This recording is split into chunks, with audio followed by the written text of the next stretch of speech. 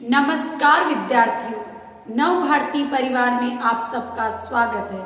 आज मैं आपको कंपटीशन एग्जाम में राजस्थान ज्योग्राफी के कुछ टॉपिक्स को जो क्लियर करवा रही हूँ, उसमें अपना जो नेक्स्ट टॉपिक है वो है दक्षिणी पूर्वी पठारी व हाड़ौती प्रदेश। राजस्थान के भौतिक प्रदेशों का ये चौथा पार्ट है और मैंने इससे पहले आपको बताया था कि अगर हम राजस्थान की बात करें, किसकी बात करें, अगर हम राजस्थान की बात करें तो राजस्थान को 4 भौतिक प्रदेशों में बांटा जा सकता है। ये बात मैंने आपको पहले के वीडियो में बताया था कि ऊपर का जो आपका ये पश्चिमी इलाका है, इसको उत्तर पश्चिमी मरुस्थलीय प्रदेश के नाम से जाना जाता है और इधर वाला जो क्षेत्र है आपका, ये पूर्वी मैदानी प्रदेश के नाम से जाना जाता है। बीच वाला क्षेत्र अरावली पर्वत श्रृंखला के नाम से जाना जाता है और नीचे वाला ये जो आपका क्षेत्र है, ये हाड़ौती के प्रदेश के नाम से जाना जाता है। किस नाम से जाना जाता है? हाड़ौती प्रदेश के नाम से जाना जाता है। आपका जो उत्तर पश्चिमी मरुस्थलीय प्रदेश वाला हिस्सा है, ये 33 सागर का अवशेष माना जाता है, जबकि हाड़ौती का जो पठारी प्रदेश है, ये प्रायद्वीपीय पठार का एक हिस्सा माना जाता है, दक्कन के पठार का एक हिस्सा माना जाता है, मालव्य उच्च भूमि का एक क्षेत्र माना जाता है। इसीलिए राजस्थान का जो मालव्य क्षेत्र है, ये हाड़ौती के प्रदेश को माना जाता है। तो हाड़ौती का जो पठारी प्रदेश है, इसका निर्माण ज्वालामुखी की जो बेसाल्ट चट्टान है, बेसाल्ट जो लावा है, उससे जो है इसका निर्माण हुआ है और ये गोंडवाना लैंड का हिस्सा माना जाता है। कौन सा? दक्षिणी पूर्वी पठारी प्रदेश। उसके बाद आता है मिट्टी। तो यहाँ की जो मिट्टी पाई जाती है, वह मिट्टी पाई जाती है काली या रेगुन मृदा जो है वो यहाँ पर पाई जाती है। कहाँ पर पाई जाती है?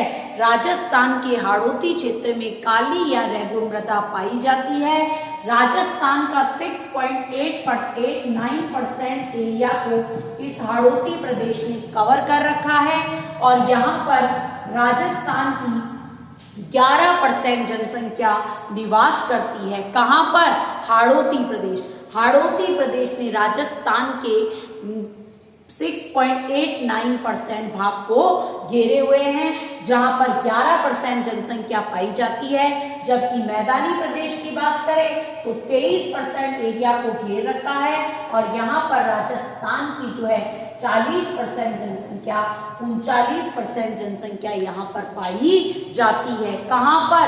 राजस्थान के पूर्वी मैदानी प्रदेश में। और राजस्थान में जो हाड़ौती प्रदेश है, ये क्षेत्र अति आर्द्र जलवायु के अंतर्गत आता है। क्यों? क्योंकि राजस्थान का जो उत्तर पश्चिमी मरुस्थलीय क्षेत्र है, यहाँ पर शुष्क जलवायु पाई जाती है। फिर 25 से 50 सेंटीमीटर की वर्षा वाला जो क्षेत्र है वो अर्ध शुष्क एरिया कहलाता है। इसके अलावा अरावली वाला जो आपका क्षेत्र है, उसके बाद जो पूर्वी मैदानी प्रदेश है, ये आर्द्र क्षेत्र के अंतर्गत आता है और हाड़ौती का प्रदेश, जहां पर राजस्थान में सबसे ज्यादा बारिश वाला इलाका है, ये अति आर्द्र जलवायु के अंतर्गत आता है। तो अति आर्द्र हाड़ौती प्रदेश में जलवायु पाई जाती है। बेसाल्ट की चट्टानों से इसका निर्माण हुआ है। 6.89% भाग को घेरे हुए हैं और यहाँ पर 11% जनसंख्या पाई जाती है। अब उसके बाद आता है इसको किस प्रकार बांटा जा सकता है। तो जो आपका हाड़ौती प्रदेश है, उसको मुख्य रूप से 2 भागों में बांटा जा सकता है। एक है आपका दक्कन का लावा वाला भाग और दूसरा है आपका विंध्यन कगार वाला भाग। विंध्याचल की जो पर्वत श्रृंखला है, उस विंध्याचल की पर्वत श्रृंखला का हिस्सा माना जाता है आपका कोटा, बूंदी, बारा और झालावाड़ वाला जो हाड़ौती क्षेत्र है, और जो आपका डांग क्षेत्र है, करौली, धौलपुर और सवाई माधोपुर, ये वाला जो विंध्यन कगार वाला भाग है, ये विंध्यन कगार के अंतर्गत आता है। कौन सा? इधर आ गया आपका कोटा, बूंदी, बारा, झालावाड़ इसके अलावा आपका करौली, धौलपुर, सवाई माधोपुर वाला, धौलपुर, करौली और सवाई माधोपुर वाला जो इलाका है, ये सारा का सारा आपका दक्कन के विंध्यन कगार वाले क्षेत्र के अंतर्गत आता है। इसके अलावा आपका जो प्रतापगढ़ और झालावाड़ वाला जो इलाका है वो दक्कन के पठार के नाम से जाना जाता है। दक्कन के लावा पठार से इस क्षेत्र का निर्माण हुआ है। और यहाँ पर जो ऊपर माल वाला जो क्षेत्र है, जो कि कहाँ पर पाया जाता है, ऊपर माल वाला जो क्षेत्र है, इस ऊपर माल वाले क्षेत्र को भी दक्कन लावा पठार के भाग के अंतर्गत शामिल किया जाता है। और ये जो आपका दक्कन लावा वाला भाग है, यहाँ पर सैंडस्टोन, लाइमस्टोन, रेड स्टोन और हीरा की सबसे ज्यादा खदानें जो है इस दक्कन लावा वाले पठारी क्षेत्र में पाई जाती है।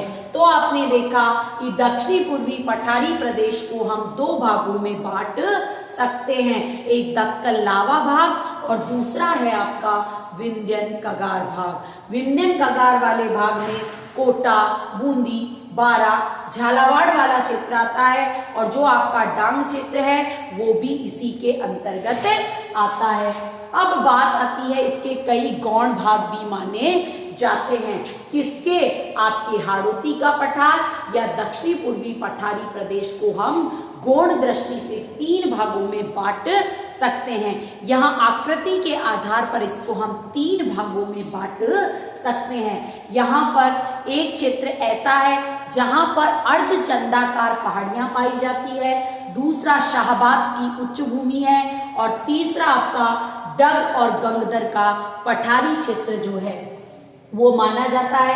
अर्धचंदाकार पहाड़ी जो पाई जाती है, एक तो आपकी बूंदी हिल्स की जो पहाड़ियां है वो अर्धचंदाकार आकृति में हमें देखने को मिलती है और दूसरा है आपका मुकुंदरा हिल्स की पहाड़ियां, जिसको हम दर्रा अभ्यारण्य के नाम से भी जाना जाता था। कोटा और झालावाड़ वाले जो इलाका है यहाँ पर मुकुंदरा हिल्स की पहाड़ियां पाई जाती है और जहां पर अभ्यारण्य भी है। कहां पर? मुकुंदरा हिल्स। तो मुकुंदरा हिल्स, कोटा और झालावाड़ की जो पहाड़ियां हैं उन्हें मुकुंदरा हिल्स के नाम से जाना जाता है और बूंदी में जो अर्धचंदाकार पहाड़ियां हैं उन्हें बूंदी हिल्स के नाम से जाना जाता है। उसके बाद आता है शाहबाद उच्च भूमि। शाहबाद उच्च भूमि में आप आता है आपका बारा जिला और यहाँ पर बारा जिले में जो पहाड़ियां हैं उनकी आकृति घोड़े की नाल जैसी होती है और इस घोड़े की नाल जैसी आकृति वाली जो पहाड़ियां हैं वो आपके बारा के शाहबाद जिले में देखने को मिलती है। कई बार आरपीएससी ने इस पर सवाल खड़ा किया है कि घोड़े की नाल जैसी पहाड़ियां कहां पर पाई जाती है, तो आपका आंसर होगा बारा जिले की शाहबाद तहसील में इस प्रकार की पहाड़ियां पाई जाती है।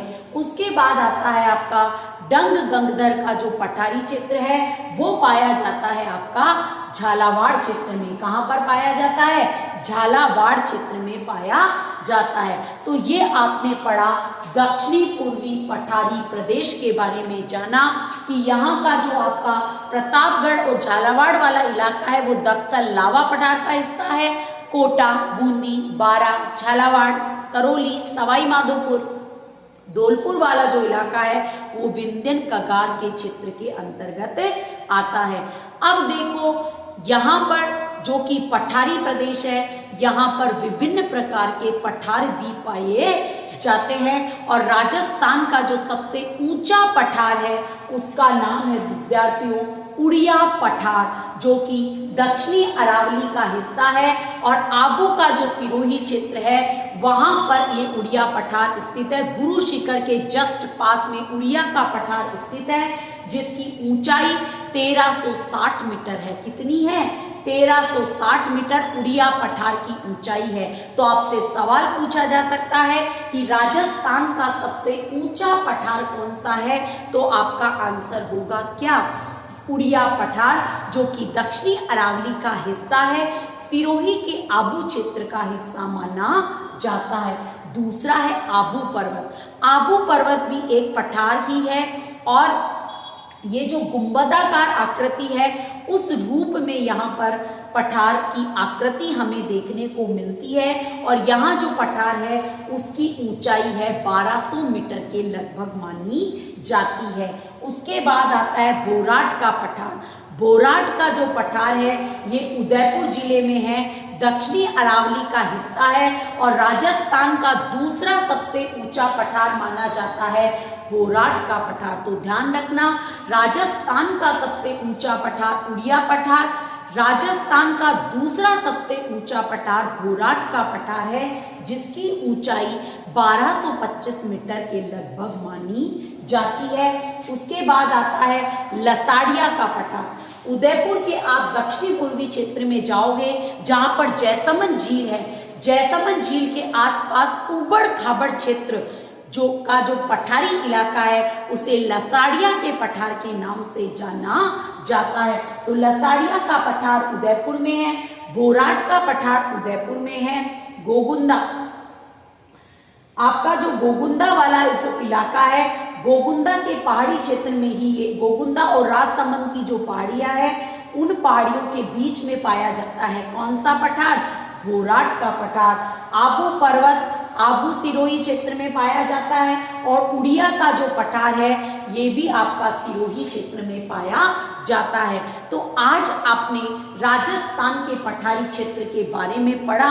पठारी क्षेत्र में जो आने वाला क्वेश्चन है ध्यान रखना, विंध्यन कगार किसका हिस्सा है, दक्कन लावा पठार किसका हिस्सा है, इसमें कौन कौन से जिले आते हैं, राजस्थान के किस किस क्षेत्र को कवर कर रखा है, इसके अलावा अर्धचंदाकार पहाड़ियां कहाँ पाई जाती है, घोड़े की नाल जैसी आकृति कहाँ पाई जाती है, डग गगदर पठारी क्षेत्र कहाँ पर पाया जाता है, इन सब के बारे में सवाल आपसे आरपीएससी या जो भी ऑल कंपटीशन एग्जाम्स हैं उन सब में पूछा जा सकता है।